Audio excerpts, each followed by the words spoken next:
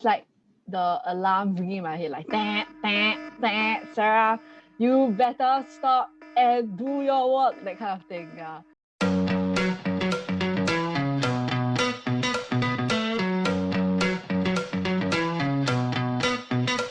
Hello everybody, welcome to season 2 of Good Talk. In case you've forgotten, or if you are new here, Good Talk is a youth conversation initiative by MYMCA Singapore to encourage youths to discuss about topics that are current, relevant, but less talked about. My name is Lester and I'll be your host for today. I'm joined today by my friends. Please introduce yourself. Hello, my name is Sarah. Hi, my name is Nadine. Hi, my name is Samantha. So today's topic, we are going to talk about productivity.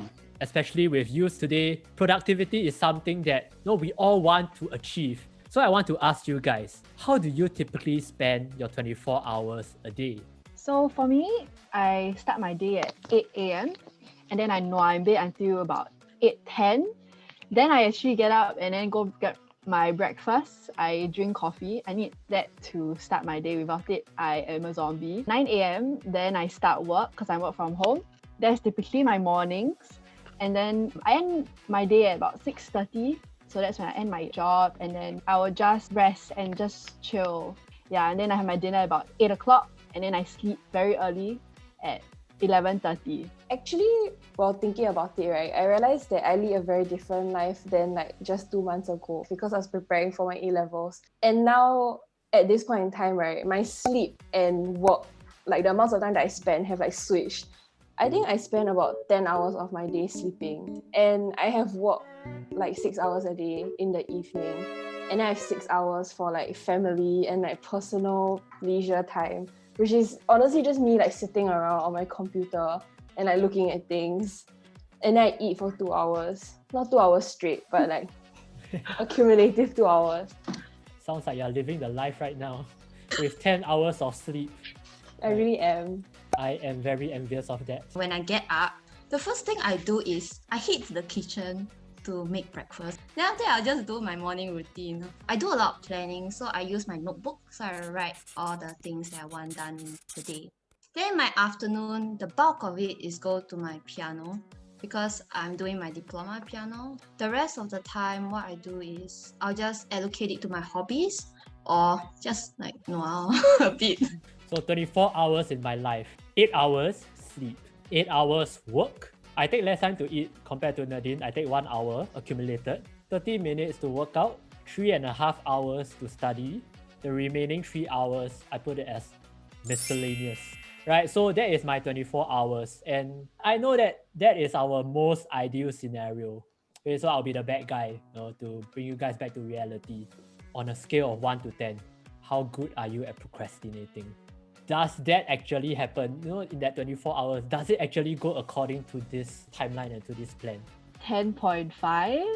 It is like I can hit another gear, but the amount of stress that I have to experience at that moment when I have to do things very last minute because of my procrastination decisions, it's just horrible. And I highly don't recommend it.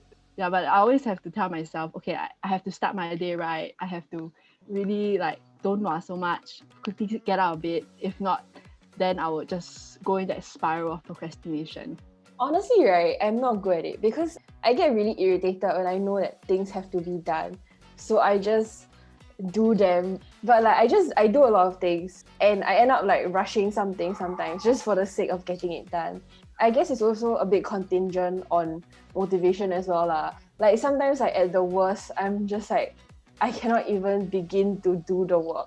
But most of the time, I'm quite functional, actually. I think it's even better now that I have a very, very flexible schedule these days. So there's actually not much to procrastinate. I want to find out from you guys, what are some things you've tried that helped you become more productive? And did it work? What helped is a deliberate attempt to organize your slack periods. Example, from 2 to 3, you know that you want to take a break. Before that, you know that you die have to do this. If not, you cannot fulfill the slack period. It kind of pushed me through things that I need to do so that I can rest later because I know I'm going to rest later. there's productivity for things that you don't want to do, and there's productivity for things that are good to do, that you should do. Having like a group of people, right, to support you, I guess it also keeps it productive. Like when you have a shared goal. So about like 7 of my friends, we all were using the same app. So you can see like when they're studying lah, and like how long they've been going at it. It's a healthy competition, but it also lets you know like, oh, we're all in this together. So it's what got me through like doing things doing things that I didn't really want to do. I think for me, right, I need to write it down and creating small goals like what is my weekly goal? What do I want to achieve by the end of this week? For me, it's the value that I add to a particular task. It just drives me to want to be more productive. When I'm doing the assignment itself, right, the 2-3 hours, what I do also, because I find myself getting distracted very, very easily, I use this technique called Pomodoro, setting aside time like maybe like intervals in that sense. So 25 minutes of study, 5 minutes of rest. So there are a lot of videos out there that they are study with me. We all know the lo-fi girl and the lo-fi guy that is on YouTube 24/7, always streaming on. So I'm that guy that tunes in and listens to the lo-fi music when I'm studying. Okay, I'm one of them. So we talked about all the the more technical stuff, but I want to find out from you guys how all these things actually make you feel, right? The emotions behind it. When you drag it, then you realize that I cannot complete this thing that I really want to do today because of something that happened in the past. So you feel very awful, then you feel very guilty. But then as you try to resolve it, it feels better. It gets better and better. So yeah, I think when things get like pedal to the metal in a sense, I don't really feel any like negative emotion other than just like sianness, and I just like get myself through it. Like there's no room for shame or sadness or rumination, because being sad takes time, and I don't really have time right now. So I'll be sad. Like actually even afterwards I'm not sad because there's nothing else to be sad about. So I guess it's just like in the interim when you're like procrastinating. Yeah, so I think like the moments before you decide to like just do it are the worst. Yeah, but when you actually get to doing it, I'm okay.